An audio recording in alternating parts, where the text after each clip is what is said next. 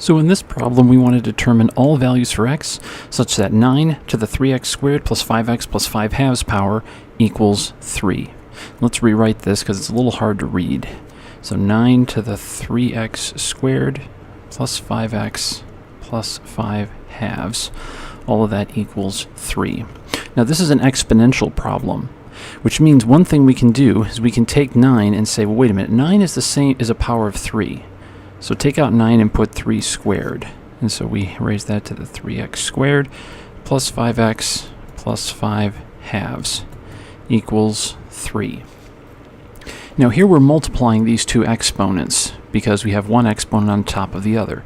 So this is going to be 3 to the 6x squared plus 10x plus 5 equals 3. Now that's the same as 3 to the first.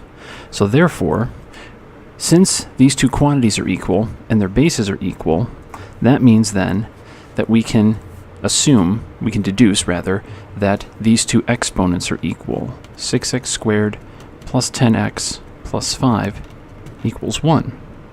So if we subtract 1 over, we get 6x squared plus 10x plus 4 equals 0, because we want our quadratic to equal 0 in order to solve it.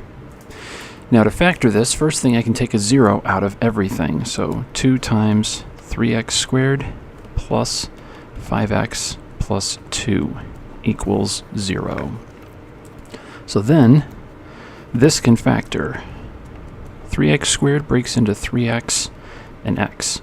2 is going to break into 2 and 1, and the 2 is going to go here, and the 1 goes here, because we want our middle term to be 5x. So 3x times 1 is 3x, 2 times x is 2x, which combines to 5x. So, since this is all equal to 0, when we multiply numbers and get 0, we know that at least one of these was 0. So that means if this is 0, then that means x equals negative 2/3. If this is 0, that means x equals negative 1. So those are our two answers, and we're done.